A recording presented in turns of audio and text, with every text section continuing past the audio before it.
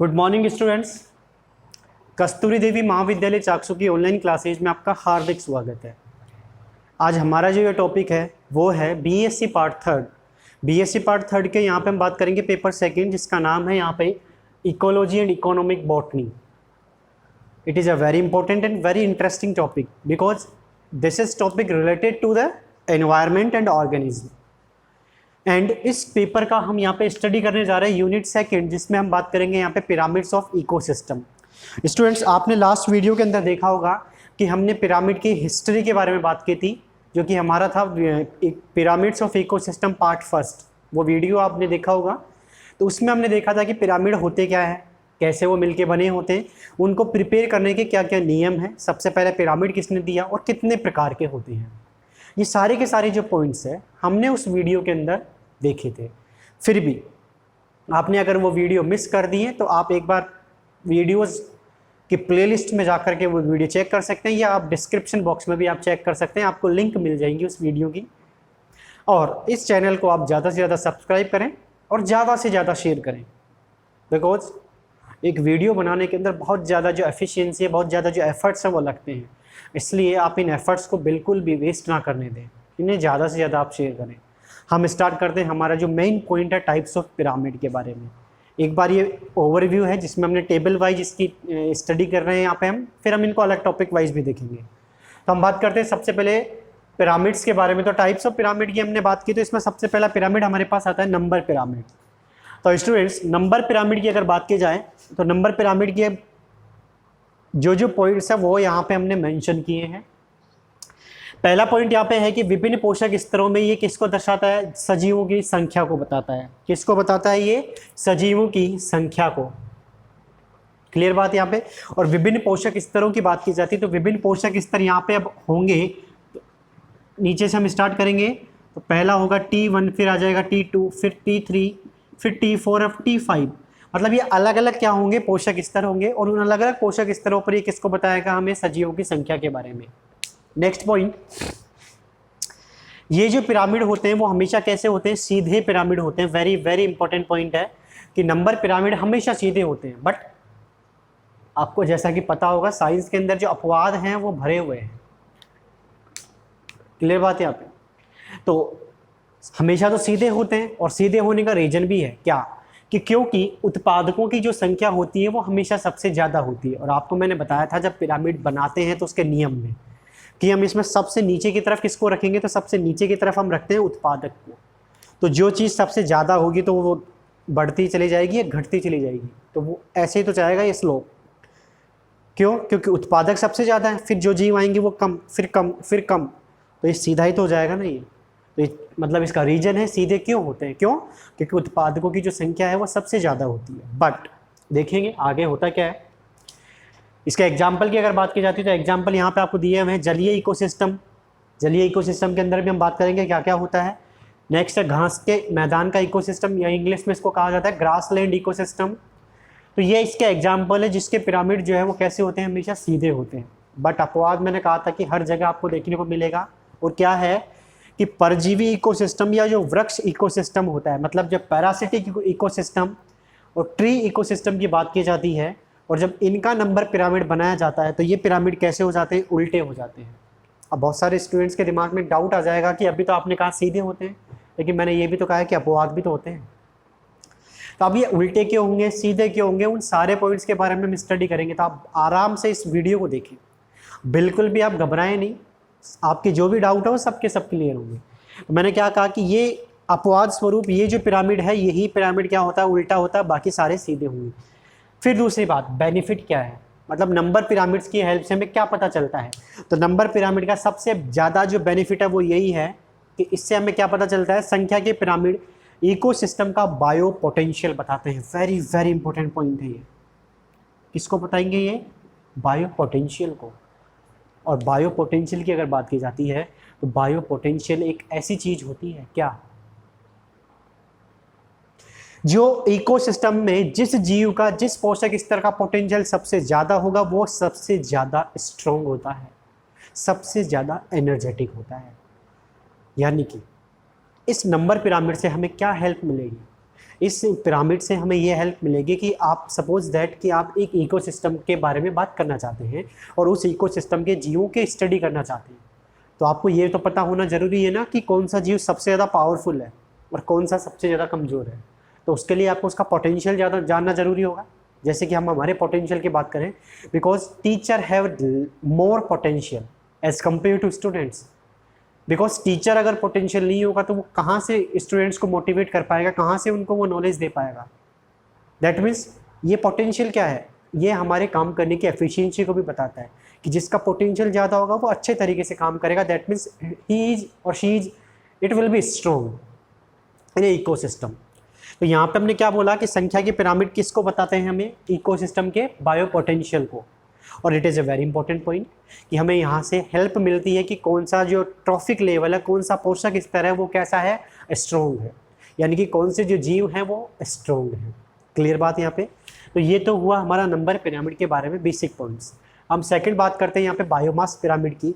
तो biomass pyramid की अगर बात की जाती है तो प्रत्येक पोषण स्तर के जैव भार को बताता है। ये किसको बताएगा, जैव भार को। इसके बारे में हम डिटेल से बात करेंगे कि जैव भार होता क्या है। जैव भार की अगर बात की जाती है तो आपको मैं सीधा सा बता दूं, जैव का सीधा सा मतलब होगा जीव, और भार का आपको सबको पता होगा वेट, यानी कि जीवों का वेट। तो स्टूडेंट्स, जीवों का वेट की अगर बात की जाती है तो सबके दिमाग में तुरंत आ गया हमारा जो वजन होगा वही जैव भार होगा। ऐसा नहीं होता, वह क्या होता है उसके बारे में हम बात करेंगे अलग से। लेकिन अभी आप केवल ये याद ध्यान रखें कि बायोमास से हमें क्या पता चलता है, पोषण स्तर के जैव भार का पता चलता है। सेकंड पॉइंट क्या है कि अधिकांशतः ये कैसे होते हैं, पिरामिड सीधे होते हैं। ये भी इंपॉर्टेंट पॉइंट है कि जैव भार के पिरामिड भी क्या होंगे, सीधे होते हैं। लेकिन एग्जाम्पल की बात करें कि कौन कौन से इकोसिस्टम इसमें आएंगे, तो घास इकोसिस्टम मतलब ग्रासलैंड इकोसिस्टम, और वृक्ष इकोसिस्टम मतलब ट्री इकोसिस्टम। तो ये दोनों इकोसिस्टम के जो पिरामिड होंगे वो कैसे होंगे, हमेशा सीधे होंगे। क्लियर बात है यहाँ पे। लेकिन मैंने कहा अपवाद हर जगह होते हैं, तो इसमें भी है। और इसमें क्या अपवाद है कि जलीय इकोसिस्टम का जो पिरामिड होता है वो कैसा होता है, इसमें उल्टा होता है। जलीय इकोसिस्टम का जो पिरामिड होगा वो कैसा होता है, उल्टा होता है। अब ये उल्टा क्यों होता है, डाउट तुरंत आ जाना चाहिए। और अच्छा पॉइंट है ये कि हमारे दिमाग में तुरंत डाउट आ जाते हैं कि हाँ अभी तो आप सीधे कह रहे थे, फिर ये उल्टे कैसे हो गए। तो आप थोड़ा सा इत्मीनान भी रखिए, क्योंकि सारे डाउट इस वीडियो में क्लियर होंगे। क्यों होता है ये उल्टा और क्यों होता है ये सीधा, सारी चीज़। तो अभी आप केवल इतना सा ध्यान रखें कि जलीय इकोसिस्टम में जैव भार का पिरामिड कैसा बनेगा, उल्टा बनेगा। बाकी सारे क्या होंगे, सीधे होंगे। ये आपको याद रखने पॉइंट्स एज इट इज़। मैं बाद में फिर इनको एक बार समराइज भी कर दूंगा, जिससे आपको थोड़ा सा याद करने में आसानी रहे।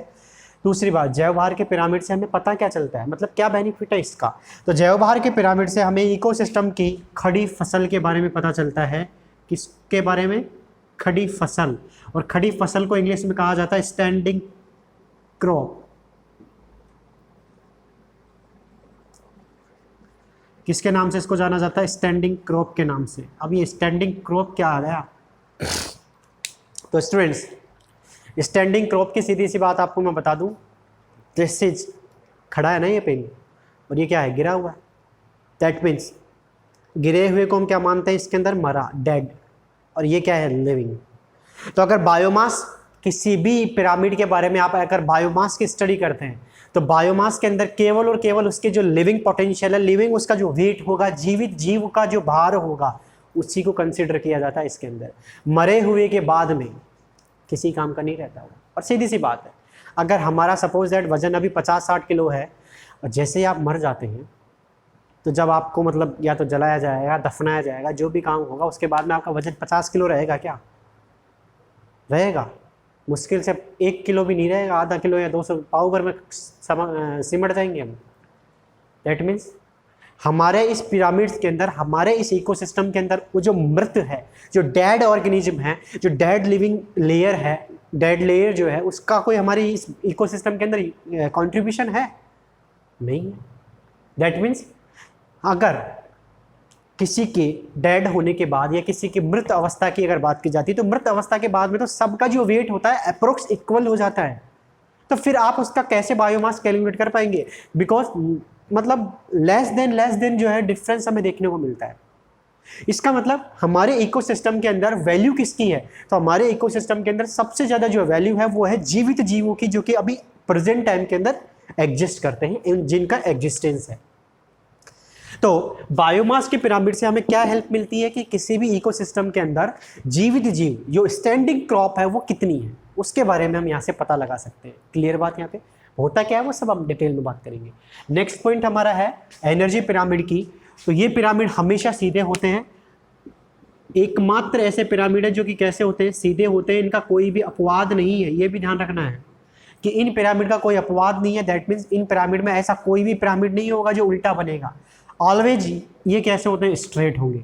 नेक्स्ट, उसका भी रीजन इन्होंने दिया है कि क्योंकि ऊर्जा का जो प्रवाह होता है वो कैसा होता है? चक्रीय नहीं होता,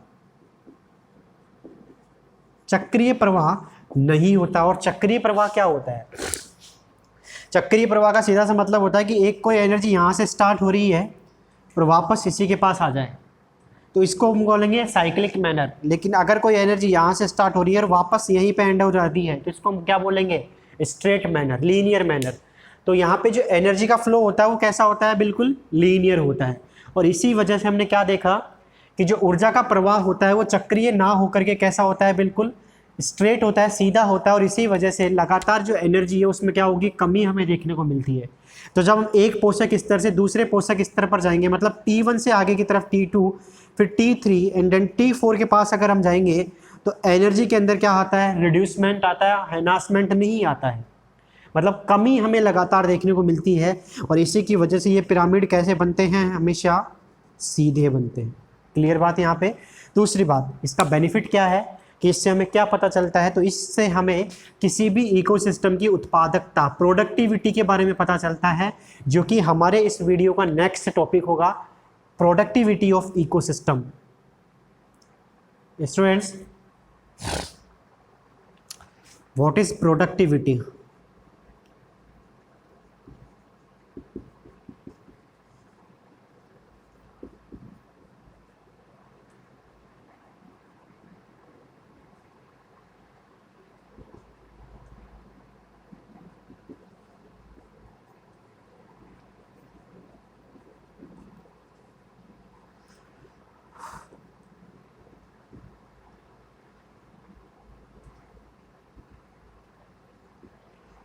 यहाँ पे मैंने इनको थोड़ा सा क्या कर दिया, इनका संधि विच्छेद कर दिया, मतलब इनको ब्रेक कर दिया। Product then VT. स्टूडेंट्स, ये कोई ऑथेंटिक लैंग्वेज नहीं है, वीटी का कोई मतलब नहीं है, लेकिन मैंने आपको एक्सप्लेन करने के लिए इसको मैंने क्या कर दिया? ब्रेक कर दिया। तो प्रोडक्ट का सीधा सा मतलब होगा कोई भी उत्पाद, और वीटी को हम यहाँ पे कंसिडर कर रहे हैं कैपेसिटी के रूप में। किसके रूप में? कैपेसिटी के रूप में। प्रोडक्ट को हम आगे वापस फर्दर डिवाइड करते हैं किसके अंदर? प्रोडक्शन के अंदर। दैट मीन्स किसी भी इकोसिस्टम के अंदर प्रोडक्शन करने की कैपेसिटी कितनी है, और उस प्रोडक्शन से हमें वास्तविक उत्पाद जो है वो कितना मिला है। तो उन सारी पॉइंट्स के बारे में किससे हमें हेल्प मिलती है? इस एनर्जी पिरामिड से। Because without energy pyramid we can not consider the productivity of an ecosystem, and if we can not consider the production capacity of ecosystem, then how much the organism will be produce the products. यानी कि इन सारे points की study हम नहीं कर सकते without the energy pyramid. इसलिए ये वेरी इंपॉर्टेंट पिरामिड है, जिससे हमें क्या पता चलती है? किसी भी इकोसिस्टम की प्रोडक्टिविटी। क्लियर बात है यहाँ पे? तो एक बार आप इसको ड्रॉ करिए, फिर हम स्टार्ट करते हैं हमारा नंबर पिरामिड अलग से टॉपिक।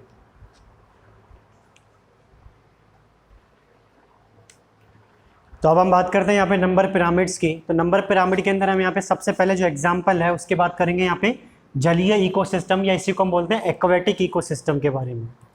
तो यहाँ पे हम सबसे पहले प्रिपेयर करेंगे एक्वेटिक इकोसिस्टम का पिरामिड।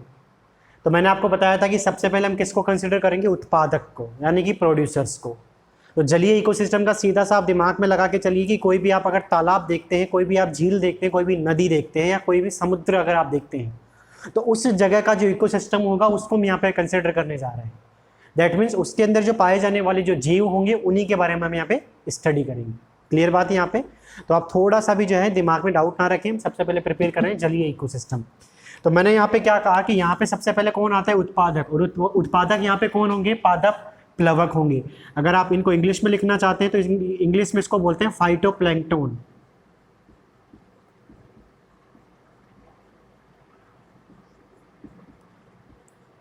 ठीक है। और इनकी जो संख्या होगी वो भी क्या होगी, सबसे ज़्यादा होगी।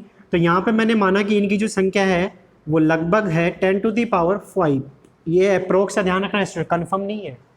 फिर आप कहीं फिक्स कर लो कि हाँ सर आपने तो 10⁵ कैसे मान ली, ये कोई फिक्स नहीं है, इट इज़ कंफर्म नहीं है, मतलब डाउटेबल है। लगभग हमने समझाने के लिए इसको बोला है। 10⁵ हमने यहाँ पे मानी, तो ये क्या होंगे, यहाँ पे सर्वाधिक होंगे संख्या में, और इनको हम किसके किस श्रेणी में रखेंगे, उत्पादक की श्रेणी में। दैट मीन्स इस ट्रॉपिक स्तर को हम किसके नाम से जानेंगे, यहाँ पे T1 के नाम से। क्लियर बात। यहाँ पे स्टूडेंट्स ध्यान रखना कि जो सबसे नीचे की तरफ जो लेवल होगा, जहाँ से हम हमारे पिरामिड को बनाना स्टार्ट करेंगे, उसको आप रखोगे T1 के ऊपर। फिर उसके बाद हम ऊपर चलते चले जाएंगे, तो T1 से फिर आगे बढ़ेंगे T2, फिर T3, फिर आगे हम क्या बढ़ेंगे T4 की तरफ। तो यहाँ पे हमने क्या देखा कि उत्पादक को किसके ऊपर रखा है, हमने यहाँ पे T1 के ऊपर। फिर इसके बाद हम बात करते हैं उपभोक्ता, क्योंकि यहाँ से स्टार्ट हो जाते हैं हमारे उपभोक्ता। तो उपभोक्ता की अगर बात की जाए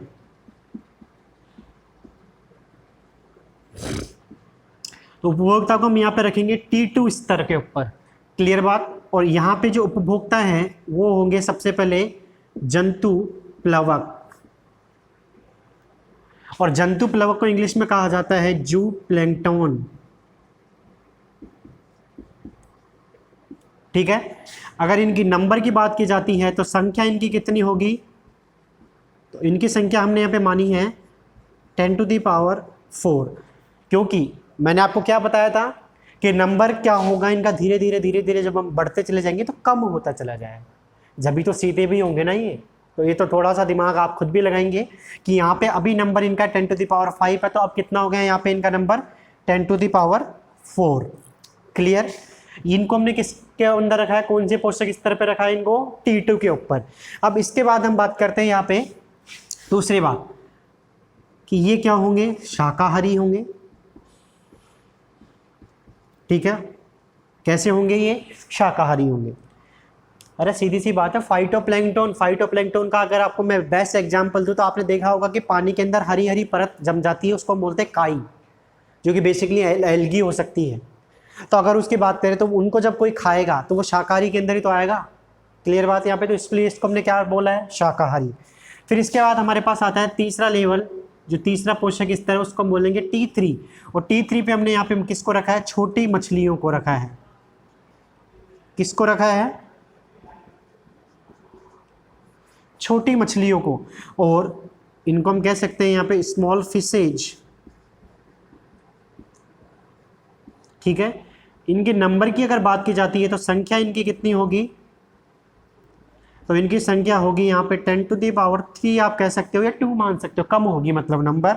और अब ये किस श्रेणी के अंदर स्टार्ट हो जाएंगे, मांसाहारी। क्लियर बात यहाँ पे। या यूं कहें कि ये जो है छोटे जीव होंगे, और हम कह सकते हैं कि ये स्टार्टिंग मांसाहारी जो जीव हैं उनके अंदर रखे जाएंगे। फिर इसके बाद में हमारे पास जो नेक्स्ट लेवल आता है वो आता है हमारे पास T4। और T4 के अंदर हम यहाँ पे किसको रखेंगे, तो बड़ी मछलियों को रखा जाता है T4 के अंदर। और बड़ी मछली, बिग फिशेज, इनकी संख्या की अगर बात की जाएगी तो इनकी संख्या कितनी होगी, 10⁵ के आसपास। और ये कैसे होंगे, सर्वोच्च मांसाहारी या टॉप कॉर्निवोरस के नाम से इसको जाना जाएगा। और इसके बाद में अगर हमें जरूरत पड़ती है तो हम T4 को T4-5 के आगे भी लिख सकते हैं, लेकिन हमने यहाँ पे क्या माना कि T1 से हमने स्टार्ट किया और सबसे टॉप हमारा कौन सा है, T4 है। क्लियर बात। दूसरी बात, अगर हम अब इसको पिरामिड के शेप में अगर इसको बनाना चाहें तो मैंने यहाँ पे क्या बोला कि सबसे पहले मैं एक बार इसको ड्रॉ कर लेता हूँ।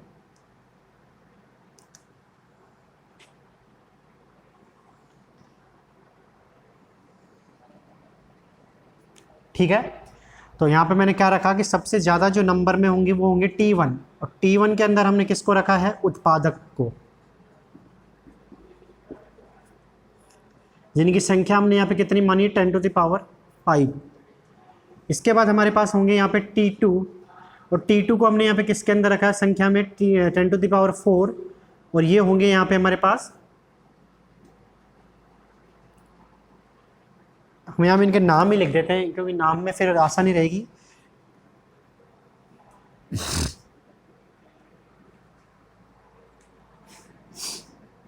इसको हम यहाँ पे बोलेंगे पादप प्लवक, और यहाँ पे ये होंगे जंतु प्लवक। और फिर इसके बाद हमारे पास आता है T3, जिनकी नंबर यहाँ पे हमने कितनी रखी है 10⁻³ के आसपास, और ये होती हैं छोटी मछलियाँ। और ऊपर की तरफ हमारे पास होंगे T4, जिनका नंबर हमने यहाँ पे रखा है, और ये होंगी कौन सी, बड़ी मछलियाँ, बड़ी मछली। ठीक है, दैट मीन्स जब हमने ये इन संख्या के बेस पर इस पिरामिड को बनाया तो हमने क्या देखा कि ये पिरामिड हमें कैसा प्राप्त होता है, सीधा प्राप्त होता है। तो इसी वजह से हम कहते हैं कि जलीय इकोसिस्टम का पिरामिड हमें कैसा मिलता है, बिल्कुल सीधा मिलता है। यहाँ पे हमने बहुत बात की कि इस पिरामिड की हेल्प से हमें क्या पता चलेगा, बायो पोटेंशियल। तो बायो पोटेंशियल की बात की जाती है तो जब हम नीचे से ऊपर की तरफ जाते हैं, तो नीचे से ऊपर की तरफ जाते हैं तो हमारा जो बायो पोटेंशियल है वो क्या होता चला जाता है, कम होता चला जाता है। ये पॉइंट आपको याद रखना है। दैट मीन्स जो उत्पादक होंगे, इन उत्पादकों का जो बायो पोटेंशियल होगा वो क्या होगा, सर्वाधिक होगा। और इसके बाद में जो हमारे सर्वोच्च उपभोक्ता होंगे या जो मांसाहारी होंगे T4 लेवल पर, उनका बायो पोटेंशियल क्या होगा, सबसे कम होगा। सीधी सी बात है, जब नंबर कम होता चला जाएगा तो पोटेंशियल क्या होता चला जाएगा, कम होता चला जाता है। क्लियर बात है यहाँ पे। तो ये पिरामिड कौन सा है, हमारा जलीय इकोसिस्टम का पिरामिड है, जिसमें बायो पोटेंशियल जो है नीचे से ऊपर की तरफ जाने पर क्या होता है, कम होता चला जाता है। क्लियर बात है यहाँ पे। तो आप इसको ड्रॉ करिए, ये है जलीय इकोसिस्टम। नेक्स्ट पॉइंट हमारा है यहाँ पे, सेकंड जो एग्जांपल है वो है यहाँ पे ग्रासलैंड इकोसिस्टम। तो ग्रासलैंड इकोसिस्टम या हिंदी में इसको कहा जाता है घास स्थल इकोसिस्टम। तो घास स्थल इकोसिस्टम की जब हम क्या करते हैं, यहाँ पे पिरामिड का फॉर्मेशन करते हैं, तो वही हमारा सबसे बेसिक पॉइंट क्या होगा कि सबसे पहले हम किसको रखेंगे यहाँ पे, उत्पादक को। और उत्पादक यहाँ पे अब कौन बन जाएगी, घास। ठीक है। और घास की अगर बात की जाती है तो घास को आप इंग्लिश में ग्रास भी लिख सकते हो, तो इसमें तो कोई लिखने वाली बात नहीं है। लेकिन सर्वाधिक होंगे ये संख्या में,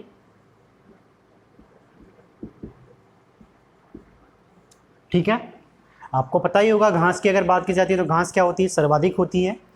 और इसको किस स्तर पर रखा जाएगा, तो इसको रखेंगे हम यहाँ पे T1 लेवल के ऊपर, मतलब सबसे नीचे की तरफ। इसके बाद हमारे पास आता है कि घास को जो खाएगा, जिसको हम यहाँ पे T2 लेवल के ऊपर रखेंगे, जिसका नाम यहाँ पे देंगे उपभोक्ता। तो उसका नाम हमने यहाँ पे रखा है, मान के चले कि हम यहाँ पे रखें खरगोश। इसकी इंग्लिश में थोड़ा सा लिखना ज़रूरी है, तो रैबिट हमने यहाँ पे लिख दिया।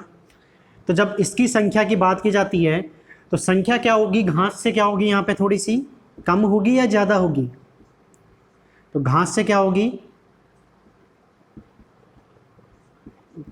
घास से कम। अरे सीधी सी बात है, घास की अगर आप नंबर काउंट करोगे तो खरगोश की तुलना में ज़्यादा आएंगे या कम आएंगे, घास तो ज़्यादा ही होगी ना नंबर में। तो हमने क्या देखा कि खरगोश सेकंड नंबर पे आते हैं। दूसरी बात ये क्या होगा, अब किस कैटेगरी के अंदर रखा जाएगा, ये शाकाहारी के अंदर। किसके अंदर ये रखा जाएगा, शाकाहारी में। तीसरा हमारे पास आता है T3, और T3 वापस हमारा तीसरा पोषक स्तर होगा। तो इस पे हमने क्या रखा, इस पे हमने रखा है लोमड़ी को, फॉक्स। और फॉक्स की अगर बात की जाती है तो संख्या की अगर बात की जाए तो संख्या क्या होगी, खरगोश से कम होगी।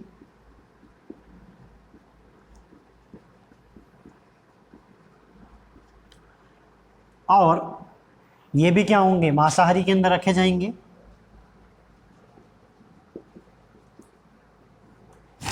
और नेक्स्ट हमारा जो लेवल होगा T4, तो इस पे किसको माना हमने यहाँ पे, शेर को, लायन। और इसकी अगर बात की जाती है संख्या, तो इसकी संख्या क्या होगी, लोमड़ी से कम। और ये क्या होंगे, सर्वोच्च मांसाहारी।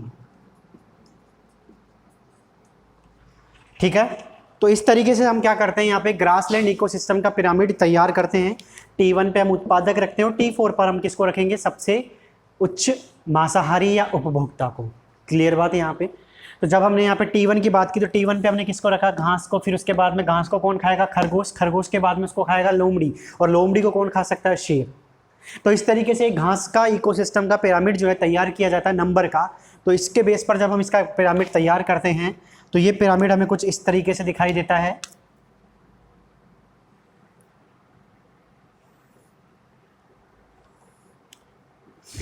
तो सबसे पहले मैंने यहाँ पे क्या माना, दिस इज द T1, और T1 पे हमने किसको रखा है, यहाँ पे घास को।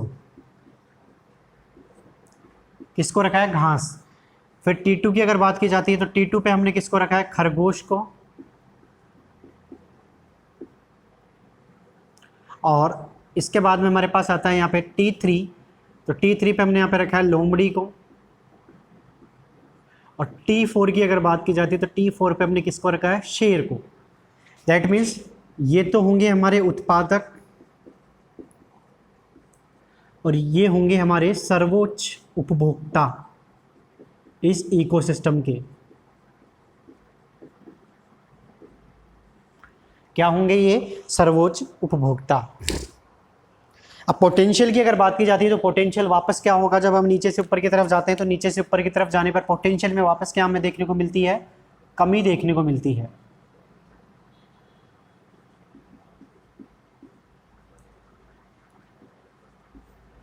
ठीक है, तो इस तरीके से हमने क्या देखा, जब ग्रासलैंड इकोसिस्टम का पिरामिड तैयार किया जाता है तो वो हमें सीधा दिखाई देता है, और सीधा पिरामिड होता है जिसमें हमें नीचे की तरफ उत्पादक होते हैं जो कि संख्या में सबसे ज़्यादा होते हैं, और सर्वोच्च उपभोक्ता ऊपर की तरफ होगा जो कि संख्या में सबसे कम होता है। क्लियर बात यहाँ पे। और एक चीज़ और आपको यहाँ पे याद रखने की, सर्वोच्च उपभोक्ता जो है वो हमेशा क्या होगा, मांसाहारी होता है। सर्वोच्च उपभोक्ता हमेशा क्या होगा, मांसाहारी होगा। उत्पादक यहाँ पे क्या होंगे, संख्या में सर्वाधिक। उत्पादक क्या होंगे, संख्या में सर्वाधिक। क्लियर बात। तो इस तरीके से हमने यहाँ पे क्या बनाया है, ग्रासलैंड इकोसिस्टम का पिरामिड तैयार किया है। तो आप इसको ड्रॉ करिए, जिसमें हमने एग्जाम्पल सीधे से लिए, घास। घास को खरगोश खाता है आराम से, खरगोश को लोमड़ी खा सकती है, लोमड़ी के बाद हमारे पास शेर आता है। क्लियर बात है यहाँ पे। नेक्स्ट हमारा होगा इसके अंदर अब जो अपवाद है हमारा पैरासिटिक, वो बनाएंगे। एक बार आप इसको ड्रॉ करिए। अब यहाँ पे हमारे पास है नंबर पिरामिड का तीसरा जो टाइप है वो है यहाँ पे जो एग्जाम्पल है, सबसे इम्पोर्टेंट भी है क्योंकि ये थोड़ा सा एक्सेप्शन केस भी आता है। तो वो है हमारा ट्री इकोसिस्टम। तो ट्री इकोसिस्टम की जब बात की जाती है तो ट्री इकोसिस्टम के अंदर मैंने आपको जो फर्स्ट वीडियो में बताया था कि हमारे पिरामिड बनाने के नियम क्या हैं, तो उन्हीं नियमों को ध्यान में अगर आप रखेंगे तो ये पिरामिड आसानी से आप बना सकते हैं। और वो नियम क्या था कि सबसे नीचे हमें किसको रखना है, यहाँ पे उत्पादकों को रखना है। तो T1 के ऊपर सबसे पहले किसको रखा जाएगा, यहाँ पे उत्पादक को। ठीक है, क्योंकि नियम यही कहता है हमारा। और उत्पादकों की यहाँ पे अगर बात की जाती है तो जैसा कि नाम है हमारा वृक्ष इकोसिस्टम, तो यहाँ पे उत्पादक भी कौन होंगे, वृक्ष होंगे। ठीक है, लेकिन जो स्थिति आपको कंडीशन जो एक्चुअल है, जो रियल कंडीशन है, वो तो बतानी पड़ेगी क्या, कि नो डाउट ये उत्पादक हैं, लेकिन इनकी संख्या की अगर जब बात की जाती है तो संख्या मैंने यहाँ पे अज्यूम की है कि इनकी संख्या कितनी है, यहाँ पे 10 है। कितनी होगी, 10। ये मैंने संख्या अज्यूम की है, कोई फिक्स नहीं है, आप कुछ भी मान सकते हैं, क्योंकि 10 पेड़ का होना भी बहुत ज़्यादा जगह को घेरता है। तो ये भी मैंने बहुत ज़्यादा बोल दिया कि एग्जाम्पल मैंने 10 ले लिए, लेकिन आप फिर भी कितना भी आप ले सकते हैं। तो मैंने क्या रखा कि T1 के हमारे ऊपर सबसे पहले क्या रखेंगे, हम सबसे नीचे की तरफ जो T1 होगा उस पर रखेंगे उत्पादक, और यहाँ पे उत्पादक हमने कौन से लिए हैं, वृक्ष। सेकंड हमारा पोषक स्तर होता है वो होता है T2, और T2 पे हम क्या रखेंगे, उपभोक्ता। क्या रखेंगे हम, उपभोक्ता। और उपभोक्ता भी कैसे, जो शाकाहारी होंगे। और जब शाकाहारी उपभोक्ता की बात आती है तो यहाँ से आप थोड़ा सा दिमाग लगाएंगे, परजीवी, क्योंकि परजीवी वर्ड का भी तो हम यूज़ करेंगे ना यहाँ पे। तो परजीवी की अगर बात आए तो परजीवी का सीधा सा मतलब होंगे ऐसे जीव जो कि दूसरे बड़े जीवों के ऊपर अपना जीवन यापन करते हैं। तो अगर वृक्ष के ऊपर परजीवी की बात की जाती है, मतलब वृक्ष के ऊपर ऐसे कौन से जीव हैं जो रहते हैं और अपना जीवन यापन करते हैं, तो उनकी बात की जाती है तो वृक्ष के ऊपर रहते हैं पक्षी। कौन रहते हैं? पक्षी, यानी कि बर्ड्स। ठीक है। जब इनकी संख्या के बारे में बात की जाती है तो इनकी संख्या मैंने 10, जैसे पेड़ों की मानी है तो इनकी संख्या मैंने मानी है यहाँ पे 30 या 40, आप 50 लिख देते हैं यहाँ पे, कि एक पेड़ के ऊपर जो 50 पक्षी हैं वो हमें देखने को मिल रहे हैं। क्लियर बात है यहाँ पे? ये पॉइंट क्लियर हुआ कि वृक्ष के ऊपर कौन मिलेगा आपको? पक्षी मिलेंगे, क्योंकि परजीवी है। परजीवी इसका सीधा सा मतलब होगा कि छोटा जीव अपने से बड़े जीव के ऊपर जब जीवन यापन करता है तो उसको हम क्या बोलते हैं? परजीवी कहते हैं। तीसरा हमारा पोषक स्तर कौन सा होगा? तो तीसरा हमारा पोषक स्तर होगा यहाँ पे T3 का। और T3 की अगर बात की जाती है तो T3 पे हम रखेंगे यहाँ पे मांसाहारी को, या यूं कहें कि यहाँ पे हमारे पास होगा सर्वोच्च उपभोक्ता। स्टूडेंट्स ध्यान रखना, सर्वोच्च उपभोक्ता अगर दिमाग में आ जाए तो इसका मतलब ये मत समझ लेना कि वो आकार में बड़ा होगा। सर्वोच्च ना, सर्वोच्च का सीधा सा मतलब होता है कि किसी भी इकोसिस्टम के अंदर सबसे ऊपर जिसको रखा जाएगा उसको हम क्या बोलेंगे? सर्वोच्च बोलेंगे। ठीक है। तो यहाँ पे जब सर्वोच्च उपभोक्ता की बात की गई, इससे जब पूछा गया तो इसने क्या बताया कि जो पक्षी होते हैं वो पक्षी किसको अपना भोजन बनाते हैं या देते हैं। तो जब इनसे पूछा गया कि पक्षियों से कि आपके ऊपर कौन से जीव जो हैं वो रह सकते हैं, आप उनके बारे में बताइए, तो पक्षियों ने क्या बोला कि हमारे ऊपर छोटे जीव रह सकते हैं। और छोटे जीव को हम यहाँ पे कह सकते हैं कि कीट पतंग आप कह सकते हो, छोटे जीव, या यूं कहें कि इंसेक्ट्स आप उन्हें कह सकते हैं,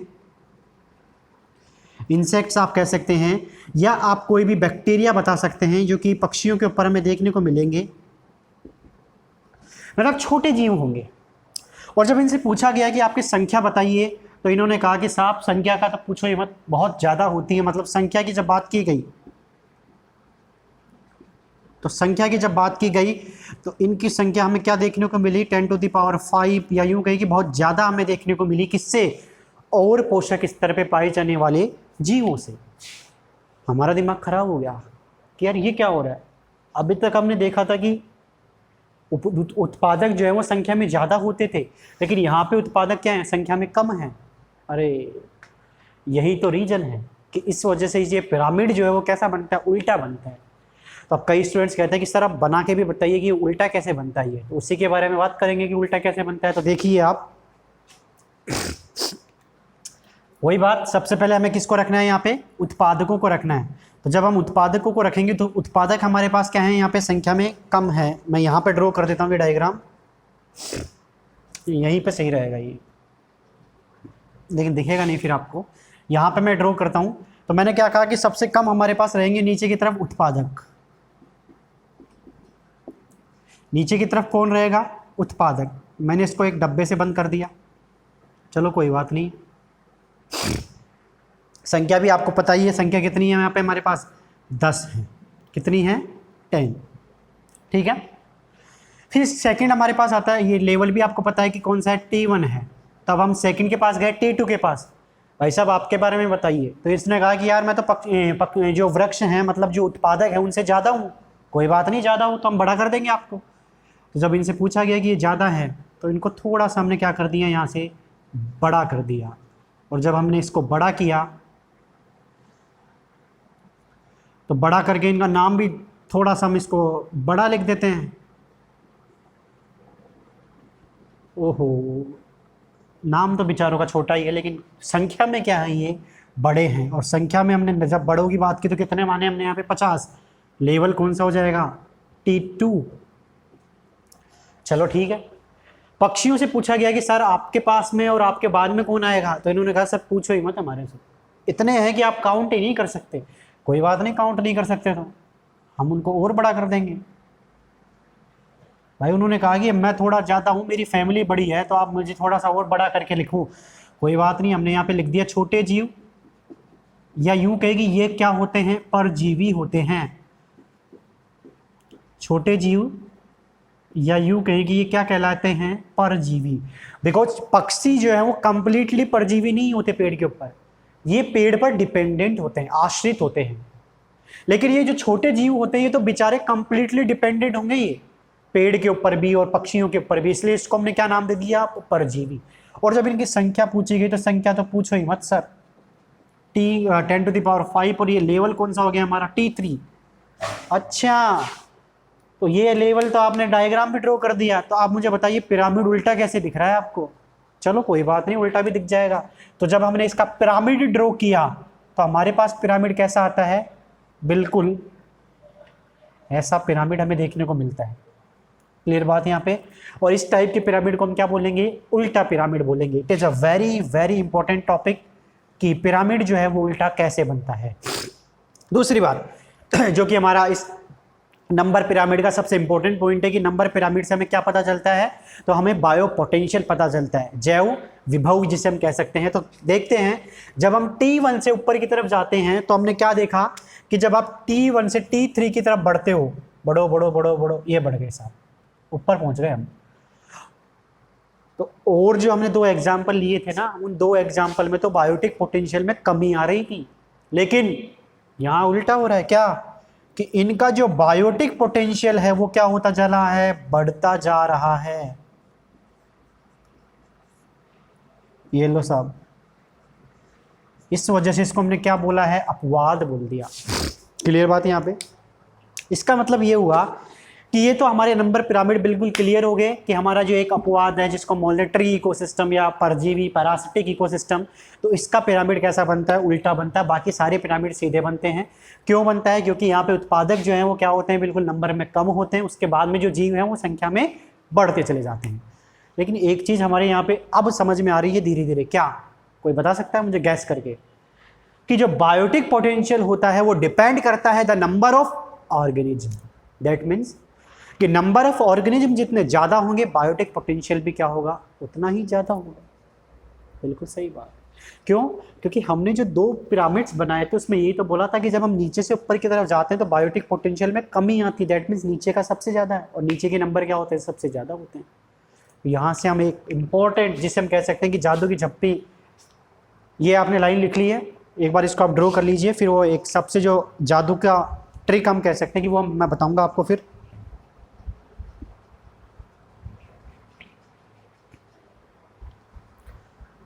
ठीक है, अब हम इसको एक बार रफ करते हैं। तो जो सबसे इंपॉर्टेंट पॉइंट है हमारे इस पिरामिड का क्या है,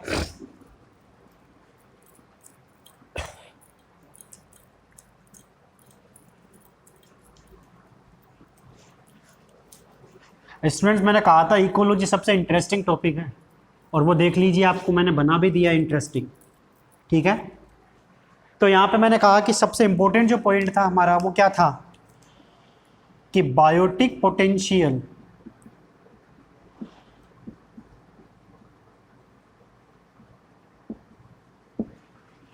is directly proportional to number of organism. Clear बात यहां पे, ओके सर क्लियर हो गया।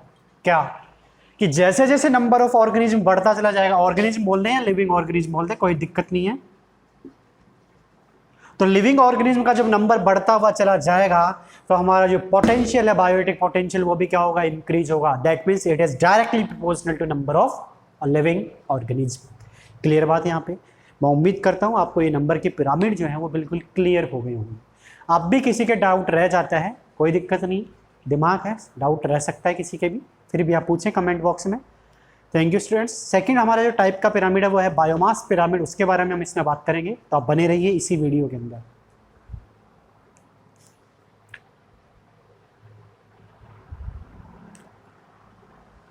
एक बार आप इसको ड्रॉ कर लीजिए कि बायोटिक पोटेंशियल की अगर बात की जाती है तो नंबर ऑफ ऑर्गेनिज्म जो है वो के डायरेक्ट प्रोपोर्शनल होता है।